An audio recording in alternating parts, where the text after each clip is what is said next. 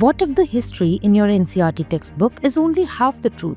What if the idea that civilization began in North India and slowly moved down south is wrong? And what if just 12 kilometers from Madurai, buried under Tamil Nadu's soil, is a discovery so massive that it might force us to rewrite India's civilizational story altogether?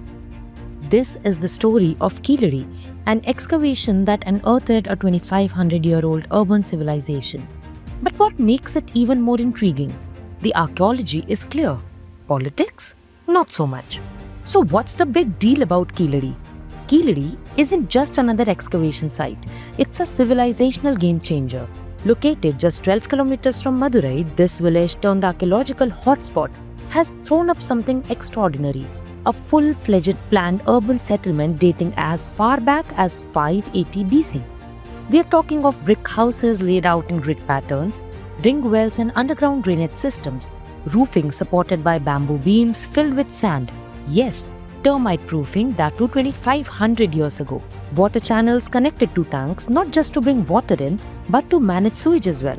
And even interlinked clay pots used as pipes and ancient water plumbing system. In the industrial zones, archaeologists found ceramic pottery kilns, iron furnaces, proof of thriving craft-based industries. And there's more. Over 50,000 artifacts, coins, spindle whorls, bone tools, dice ornaments and pottery engraved with Tamil-Brahmi script. This wasn't just a settlement. It was a well-functioning, literate, skilled and deeply interconnected society. But why does this matter? Now here's where the story really shifts gears. You see, Indian history has long taught us that civilization descended from the Indus to the Gangetic Plains and then gradually to the south. But Keeladi throws that idea out of the window.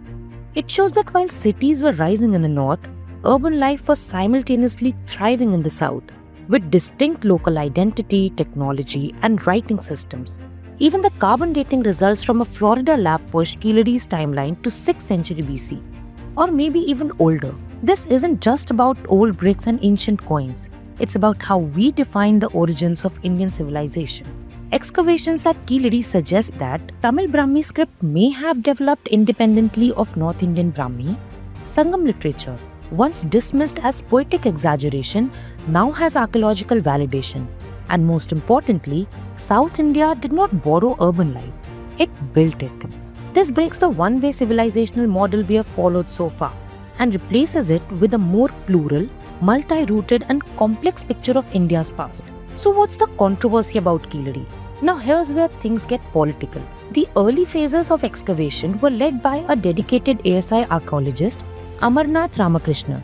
But as soon as Keeladi started getting national attention, problems began. In 2017, Ramakrishna was transferred out of Tamil Nadu. In the next 9 months, he was transferred 3 times from Chennai to Delhi then to Noida. And in 2023, when he submitted a detailed 982-page report, so in 2025, the ASI asked him to rewrite it, claiming the nomenclature wasn't clear enough. Now ask yourself, if the evidence was fake or wrong, the report wouldn't need revision. It would be rejected.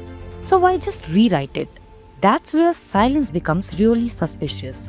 So what's the issue brewing between center and state? After Ramakrishna's transfer, the excavation was stalled. The center's support faded. That's when the Tamil Nadu State Department of Archaeology stepped in. They restarted the dig in 2018, conducted new carbon dating, and pushed the excavation to phase 9. Their findings were clear. Keeladi dates back to 580 BC and possibly maybe older. But the ASI wasn't fully convinced. They said it could be a few centuries before Ashoka, nothing more. So here's the bone of contention. Center sees Keeladi as a regional site, possibly part of later developments. But Tamil Nadu sees it as a proof of an independent urban civilization that flourished in parallel, maybe even before the Gangetic Plains. And that's not just a historical argument. It touches identity, culture, and politics. Finally, Keeladi doesn't rewrite Indian history, it completes it.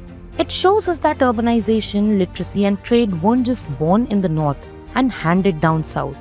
They may have emerged independently in the south, with cities like Keeladi thriving as early as 580 BC. With Tamil-Brahmi scripts on pottery, beads from Afghanistan, and coins from Rome, Keeladi reveals a civilization that was literate, industrial, globally connected, and yet hidden just 1.5 meters beneath the soil. So why the silence? Because Keeladi challenges the single-story version of our past. It reminds us that history isn't just what's written, it's also what gets buried, delayed or erased. And every trench dug here forces us to ask, whose story have we been reading all along? Keeladi reminds us that Indian civilization didn't have one root, it had many, and one of them ran deep through the south.